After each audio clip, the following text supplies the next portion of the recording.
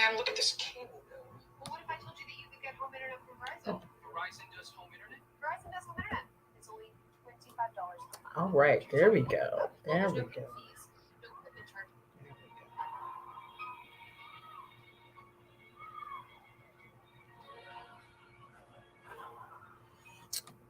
Uh-oh. That's not what we want. I don't know what is happening here. Oh, I'm sorry. We're just having a few technical difficulties over here. All right, there we go. There we go. Now things are better. Yes, yes, yes. Good evening, Facebook and YouTube. Good evening, good evening, good evening. I hope that you are well this Friday evening. I hope that you are well. Okay, there we go. That's what I need. Good evening. Good evening. Happy Friday. Happy Friday, y'all. Happy Friday. Listen, it has been a day for me. Today has been a day. I can confidently say that middle school ministry, I do not have the oil for. I can confidently say I do not have the oil for middle school ministry. But God is a way maker. Amen, church. Amen. He is. He is. Today has been quite a day, but we made it through and everybody got on home. So that was my day on today. But I'm here with you guys. I am here with you guys. I am here with you. I'm super excited to be here with you. And to continue our conversation around environment and around how to build a healthy environment, how to build the right environment in order to uh, in order for you to grow, in order for you to function at the level that God has designed for you to function at. And we're going to continue that conversation tonight. So, we're going to recap a little bit, then we're going to jump into what we're talking about tonight, and then we're going to get out of here because that's what we do. We're not going to belabor the point at all. All right. So let me turn this down because this is not our music, and I don't want any problems from the people. All right. All right. Um, so we've been talking about environment, right? We've been talking about we started with how do you build the right environment? What are some of the ingredients that you need in order to build the kind of environment that you can grow, and the kind of environment that is going to set you up to experience an abundant kingdom life. And that's the goal, right? That's the goal of every believer, is to experience the abundant life that Jesus told us we could have in John 10:10. So I pulled it up because we hadn't read it, and I wanted to make sure that you all understood. Jesus said that you can have this while he was walking on the earth. So if he said I can have it, I don't know about you, but I want it, and I'm going to do what I need to do to get it. I'm in John, the 10th chapter and the 10th verse. The B clause says, "But I came," and this is Jesus talking. "But I came so that they will have." No, I'm sorry. "But I came so that my sheep will have life." Hey, Selena. "I came that my sheep will have life and have it more abundantly." That's what Jesus said that we can have. That's why he came. He came for us to have life more abundantly. And so if I am a believer, if I believe in Jesus Christ and have confessed him as my savior, then the promises and the things that he said that I can have, they're available to me. But I have to understand how to get there, right? And so that's the piece that maybe isn't quite so clear, right? It's not always taught like, well, how do we get from here to there? And so that's what we're talking about here on Friday nights. And so we've been talking about environment, how to build a healthy environment, how to build the right environment to set you up to experience that abundant kingdom life. And so that was a couple weeks ago, right? We talked about building the right environment. Last week we talked about what to do when that environment starts to move around, when it's shifting, when it's changing. How do you deal with a changing environment?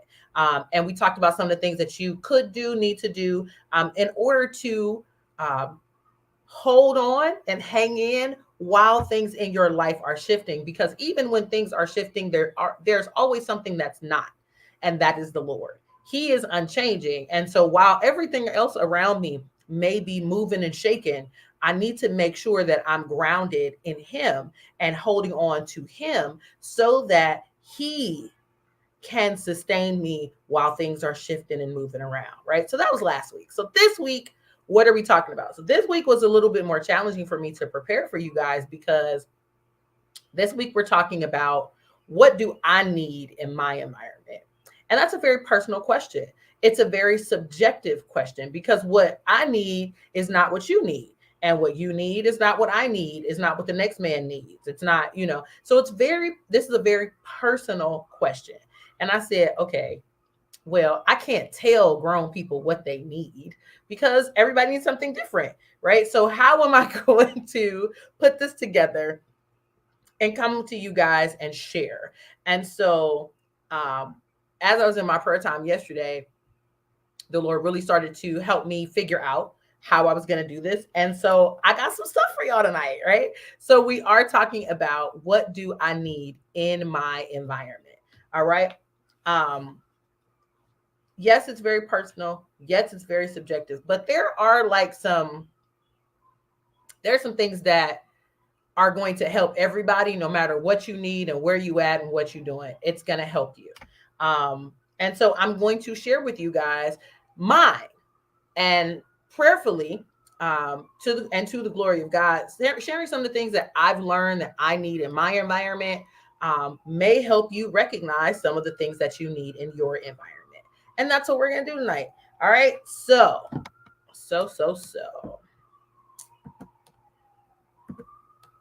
What do I need? Right? What do I need? Recognizing, so like this is a big grown-up question, right? What do I need? Because there's what do I need, and then what do I need? And depending on where you put that emphasis, you might get a different answer. What do I need? Right? But what do I need? Those are it's nuanced. It's nuanced. You gotta so you gotta catch it. You gotta catch it. But they are different depending on how you ask the question. And recognizing what I need sometimes isn't that easy, right? It's not that easy all the time to recognize what I need. Sometimes what I want is much easier to determine and to verbalize what I want versus what I need. Because maybe I'm not even sure exactly what it is that I need. So what do I need can be a very difficult question just out the gate. We do have to spend some time, some quiet time, some meditative time, some prayer time, figuring out what it is that I need, right? Because due to whomever we've been around, whatever we have, situations that we have been through, what I need might be on the back burner, and I might I might even have forgotten that thing that I just don't get is actually something I need. I just haven't gotten it in so long that I stopped asking for it, right? So we have to recognize what it is that we need. And so I'm going to share with you guys my things. And we got 6 things. We're going to talk through the things that I have determined that I need. So the first one started, this is 22. So I want to say this probably started in like 2019 that I started to recognize that this was something that I needed to do better about for myself to ensure that I was in a healthy emotional and healthy mental and healthy spiritual environment personally. And that thing that I had to shore up and strengthen was a fast yes and a fast no and a slow yes. A fast no and a slow yes. So if you know me, if you have spent any time around me, I'm in a work setting, church setting, my family members will tell you, if you need me, I got you. You know, if I commit to do something with someone, for someone, I am committed. If I say yes, I'm in. And I used to overcommit to the point that I was running myself down. But because I had said I would be there, I would be there. And that was something I really had to sit with and take in and recognize that that wasn't healthy for me. Always saying yes. And so my, everybody, it was my New Year's resolution in 2019, that my yes was going to be slow and my no was going to be fast because I needed to do things for myself. And so what that led me on a journey to was boundaries. That my boundaries weren't quite so tight. They weren't quite as strong as they needed to be in order to keep me in a healthy place. And so my fast no became a new boundary for me. And it was really uncomfortable in the beginning. I'm going to be all the way honest. It was very uncomfortable. But it gave me time to think about what I wanted to do, where I could be, and whether or not that was something I could afford to expend my energy on. And so, one of the things that I recognized that I needed in a number of places in my life that was not, and I didn't have, were boundaries. I needed that in my family life. I needed boundaries in my personal life. I needed better boundaries in my work life. I'm telling you, I needed better boundaries everywhere. Boundaries were something that I needed to build around my life in order to have a better environment, right? And so I think that boundaries are something that all of us, especially as adults, parents, I am in the sandwich generation now where I have a parent who needs me more and a child who is an adult but still needs me some of the time. And so I'm sandwiched between, and oftentimes in that space, it can be kind of, you kind of like, I don't want to say no because I know y'all need me, but sometimes I'm just tired. And sometimes I need to rest. And that's, so I've learned how to say no creatively. But boundaries are definitely something that I recognize that I needed in my environment.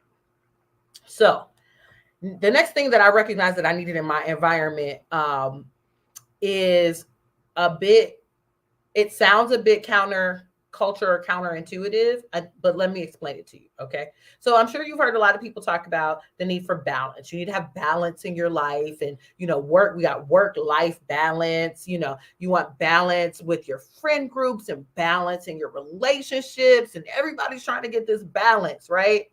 Yeah, nah, I'm not looking for balance. Balance is, in my opinion, my humble opinion, balance is a lie. Because in order for something to be balanced, it must be equal on all sides. And I have never in my life had a period where things were equal on all sides. What I have had was harmony. And so I recognized that balance was not something I was going to achieve, but harmony was going to work for me. So as a singer, as someone who spent their life in choirs, when you are getting when voices harmonize well, it is a beautiful sound. But when voices do not harmonize well, it makes your ears hurt. Right? And I recognize that there were going to be seasons in my life where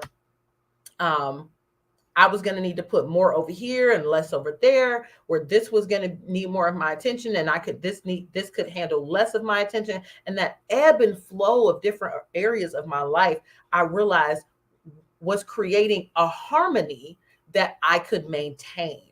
And so I recognized that I was no longer working toward balance. I am consistently working toward harmony. Now, sometimes it's not a good harmony because there are always, when you're shifting from one to another, that harmony might get a little off. But overall, what I'm seeking in my life is to achieve harmony between the different arenas and areas of my life, not balance, because the reality is balance is not achievable. You're never going to be equal on all sides. So balance, think about a scale, right? It's got to be, wait, that's not equal. It's got to be equal, right? But that's not life. You're never expected to give the exact same amount of energy and effort in every area of your life at the exact same time. That's not realistic, right? But that's what balance is. That's balance. That's the definition of balance. And that's not life. That's not realistic. But what we can achieve is harmony with the different pieces of our life, because we recognize that they will ebb and they will flow. All right. All right. So that is the next thing that I recognize I needed in my environment. So I needed boundaries, and then I needed harmony between the different pieces of my life. Next up, now, this was one I didn't learn by myself. Let me say that up front. This next thing that I realized that I needed in my life was not something I recognized, not something that I learned on my own. It took actually two different individuals to force me into this before I realized how important, or not even how, before I started to realize how important it actually is. So shout out, I don't know if they'll ever see this video, but shout out to Dina Gangali and Elder Michael Harris, because they are the two people who taught me the importance of rest. So y'all know how we do here at Let Tiff Teach You. There's always got to be a good story. So I'm actually going to tell. So this one is one of my stories I'm going to share with you guys. So in my first big girl job after getting my undergraduate degree in family development, I was working for a community mental health agency. And I was a caseworker. I worked with adults who had mental health concerns and sometimes also substance abuse issues. And it was my job. I used to summarize it like this. It's my job to make sure my clients stay out of jail, stay out of the hospital, and stay out of the morgue. That's my job. And so I would support them in whatever ways they needed to make sure that they could live independently in the community. And so I had worked at the agency I was working at for about a year, and I had never taken any time off with the exception of like scheduled doctor's appointments. And so my supervisor at the time, Miss Dina Gangali, called me in her office and said, you're exhibiting the signs of burnout, the initial signs of burnout. I need you to take some time off. I said, I'm not burnout. I'm fine. I'm just a little tired. I need to take a nap. You know, I'm good though. I'm good. I'll be fine. So a couple weeks go by. I do not put in this PTO form, child. And I'm getting crankier and crankier. And I don't want to deal with any of my clients. And I'm not slacking at how much work I'm doing, but my attitude about the work has gotten kind of trashy. So Dina calls me back in her office and hands me a PTO form and says, you're taking a week off work. Have this on my desk by the end of the day. Ma'am, how you just gonna tell me I'm grown? You know, this is what I'm doing inside my head. I'm not actually doing this to her though. But in my head, I'm having a whole earring shaking attitude in my head. But I put the form in. And when I brought her the form at the end of my workday, she sat me down and she said, do you know why I'm so adamant about you taking this time off? And I said, no, because I'm fine, right? I wasn't fine though. She said, because you are very good at this job and I don't want to lose you. And if I don't show you that you have to take time off in order to do the job well, I will. And she said, so why are you, and she asked me this question. She said, why are you afraid to take time off work? I said, I'm not afraid. She said, yes, you are. Why are you afraid? So I sat there and I legitimately thought about the question. And I said, because who's going to take care of my clients if I leave? And she said, do you think that I'm going to let anything happen to any of these clients when any of my caseworkers are not here? And I said, no. And she said, do you trust me? And I said, yes. And she said, then trust that I'm going to make sure your people are okay. And so I took my week off work as instructed. And I came back much, much better. So that's rest number one. But I still didn't catch it. Like I took the rest when she told me to take it. And I learned the importance of using my PTO at work. But I still hadn't caught the rhythm of rest, right? So maybe another year or so go by, and Elder Michael Harris, who is an elder at the church I used to belong to, sat me down because he said I needed a break because I served in ministry and I served very, very regularly. And I thought I was in trouble because he made me sit down. And he was like, you're not in trouble, but you need a break. And they need to learn how to get along without you. So you're going to sit for a month and just receive. So I did, because that's what I was told to do. And then I started to understand the importance of rest as a part of a lifestyle. I started to recognize that when I had gotten a period of rest, real rest, not I'm off work for a couple of days and I'm running around and doing 50, 11 different things. I mean, like I sat down and did nothing. I sat on my couch. I binge watch TV if I felt like it.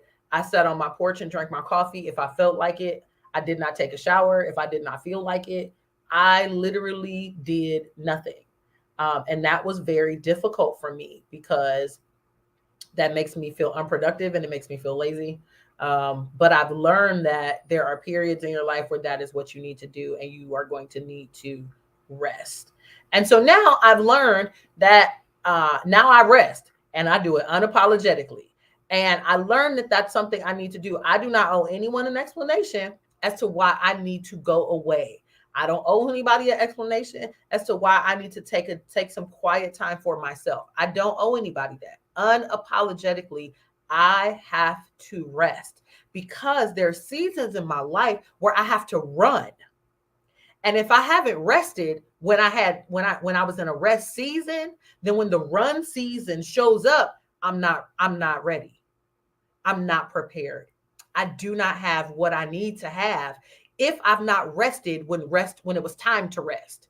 If I'm trying to rest when it's time to run, I'm gonna miss it. I'm gonna miss something, right? So I've learned that it is important for me to rest and to do that unapologetically. All right. So the next thing, so I've learned that in my environment, these are things that I need, right? I need boundaries, I need harmony and not balance, and I need rest unapologetically. Now, these last three things are connected to themselves, and I think you'll see it by the time we get to the end. So, the next thing that I realized I needed, I've kind of always known I needed, I just didn't recognize. You know how you see something, you see something, you see something, like, but you don't see it at the same time. This was one of those kinds of things, right? And so what I realized I needed was partners, and not the romantic kind. We're not talking about the romantic kind. We are talking about life partners. I needed people who would partner with me as supports, as people who would partner with my dreams, people who would partner with my visions, people who would partner with in success and in failure, people who would partner with me when I was holy and when I was hood. And they would not judge me when I showed up on the days where I was not my most evolved self. When I showed up, they were still there, and they were there the next day and the next week and the next month, because those are partners, right? We use that word so often just in the sense of a romantic person, but the reality is most of my life partners are not romantic, have never been romantic partners. They are there. We do life together. We are there when mamas are sick and daddies are crazy and children have lost their whole mind. We are living, we are supporting, we are doing together. They are patient with me while I'm growing and learning, while I'm fumbling the ball and the bag. Okay. They are patient with me. They don't judge me no matter which me shows up. Because some days you get, the good Tiffany, and other days, she can be something else. It depends. You just have to figure out what day it is. But my partners, they don't care. They here for all faces of her. They're here to love her regardless, because they love her regardless, right? And so that is something that I've recognized that is really important for me. I need individuals. Oh, let me say this. I don't have a lot of them. This is definitely a quarters over pennies situation. I have a handful, and just that, a handful of people that I, in my mind, are my partners, that I can go to for wise counsel and advice, and to laugh and to cry. There's not a whole lot of them. These are not associates.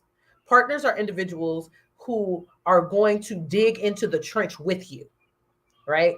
That's a partner. So, and I need them. And I'm grateful to God for the partners that I have. Absolutely. Absolutely. All right. Next up,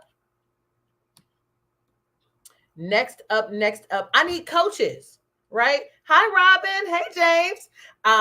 So I need coaches. So we're talking about needing what we need in our environment. And I'm just sharing with you guys some things that I've learned that I need in my environment and why they're so important to me, right? Because everybody needs something different. And so I can't tell you what you need, but I can share with you what I discovered I needed and why. Why? So the next thing up on the list tonight is coaches. Oh my God. Oh, I need coaches, and I am in a season in my life where I want I need people in my life um, that have they've done their research. They've done the research. They've done the research. They've built the system. I can just partner with them, right? And let them coach me into the thing that they're expert at. I don't have time to do the work that they've done.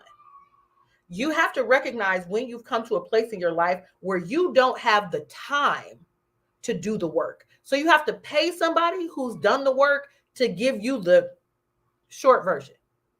Those people often are coaches. So I have a wellness coach to help me with my physical health. Shout out to Rosetta White. I have a business coach to help me build this and to help me understand how to do this better and better and better. Shout out to Olivia Arnold. But I've recognized that coaches are something that I need. And I want somebody who can just plug me into a system, right? They can plug me in to something they've built. And then they can walk with me while I learn how to apply it in my life on a regular basis. And then when it's a well-oiled machine, then they let me go. That's what a coach does. They teach you the system. They stay with you while you in it, you are getting it done, right? And then once you got it, they go. That's what coaches do. At least that's been my experience. I'm grateful to God that I've had good coaches um, who really want to see me do well and want to see me succeed. And another thing that is really important in that coach relationship is I've learned I need accountability. There are things in my life where, like, if I don't have to check in with somebody and tell them what I did or didn't do, I'm not going to do it. It's not going to get done. And so until I can get to a place where I can keep myself accountable for specific things in my life, I need a coach. I need somebody that's going to check me, right? That whole like, who going to check me, boo? My coaches. My coaches are going to check me. Did you do X, Y, and Z? These were the action items you were supposed to have completed. Did you get them done? If not, why not? What were the obstacles? What were the stumbling blocks? What got in the way?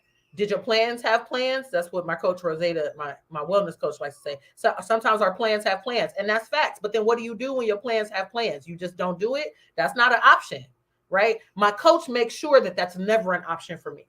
I have a plan for my plan, and my plans. That's what my coach helps me do.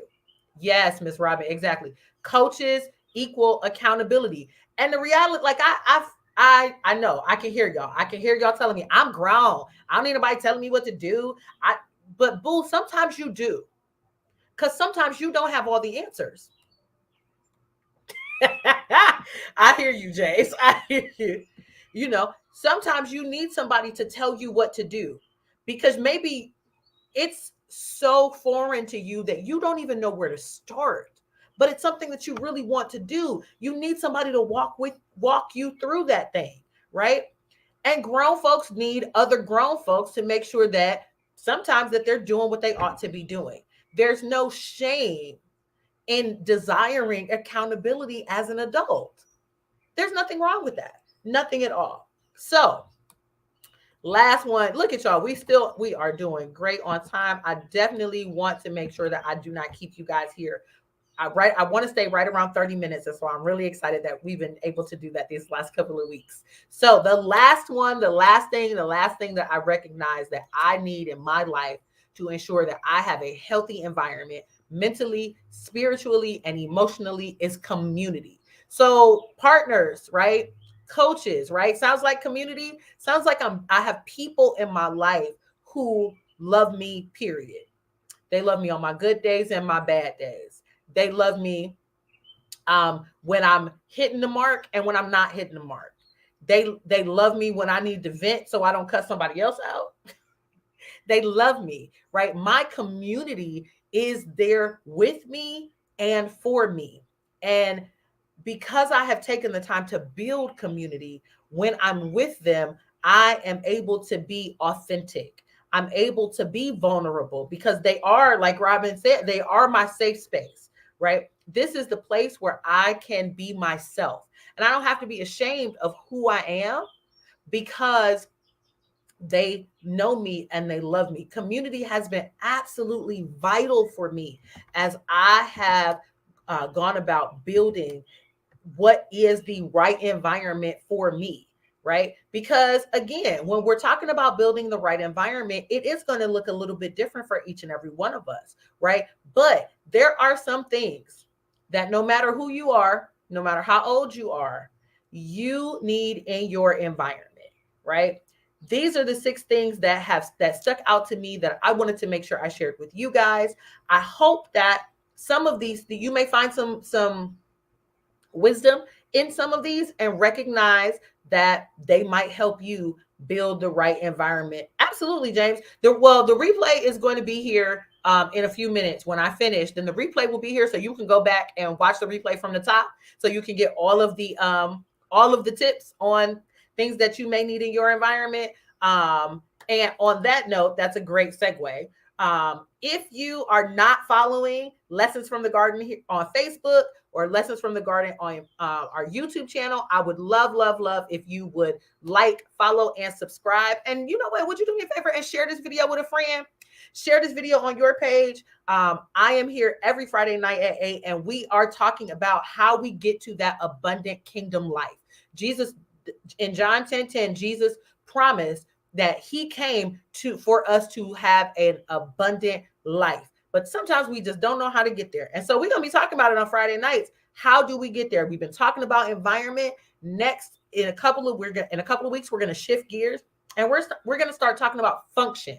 What is function and how do you do it? We all know what dysfunction is, right? But what is function really? But that's coming up in a couple of weeks. In the meanwhile, like Lessons from the Garden on Facebook, follow us on YouTube at Lessons from the Garden, and subscribe, please and thank you. And check me out on Instagram at Let Tiff Teach You. All right. Thank you guys so much for being here tonight. I love you. Thank you for your support. I will see you guys next Friday. All right.